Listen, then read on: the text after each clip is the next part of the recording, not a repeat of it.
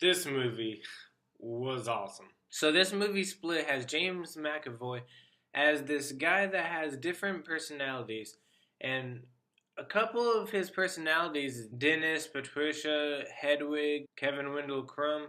There's there's a couple. There's Barry. There's a couple of them, but them and lots of others all share one body, and they all have major differences about them. Like Hedwig's a kid. He's a 9-year-old kid.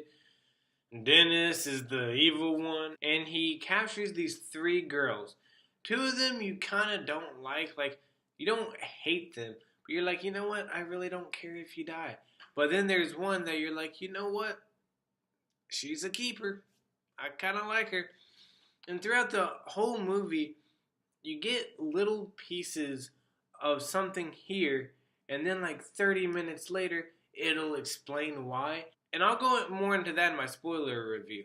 But this one is my spoiler free review, so I'm just going to be a little vague. But basically, he does know that he has this problem, so he goes to the therapist. But his therapist, she thinks that this is awesome, that they're not sick. It's kind of cool how they can actually be like one person can be allergic to bees, and then the same body but different personality can be fine. And I don't know if most of what the movie showed was BS or if it was actually true, but if it's true, good on them. If it's BS, I couldn't tell you. They made it so realistic. And throughout the movie, it shows flashbacks of the main girl and her past, and it kind of shows you bits and pieces of why she is who she is and why she does what she does. And I never get tired of the flashbacks, and it's really, really cool because lots of movies that have flashbacks, I either get like kind of zoned out of the movie because there's too many flashbacks and I don't care, or the movie usually isn't good, and then I get too much into the flashbacks, and then the movie itself isn't that cool. It had a good mix between the two. I was intrigued from beginning to end of this movie.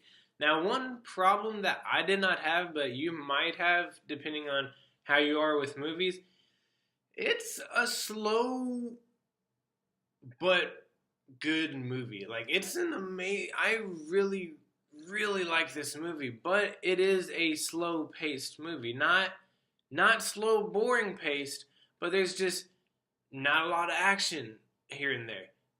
But when it goes down, it's really good. This kind of gives me the same vibe as 10 Cloverfield Lane.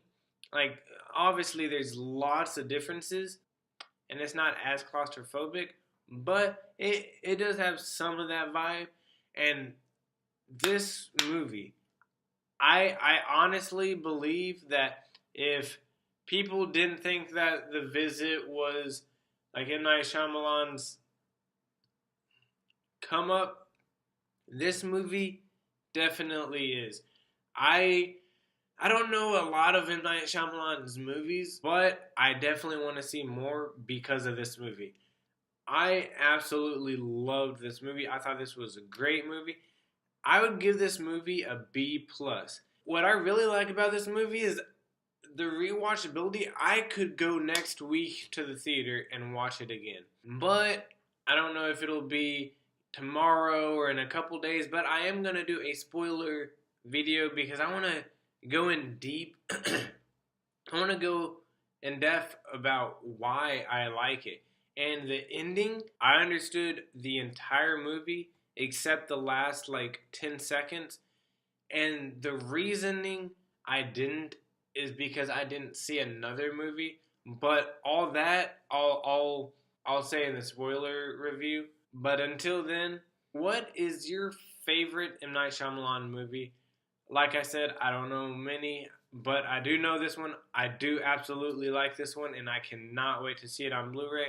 And thanks for watching, and I'll see y'all next time.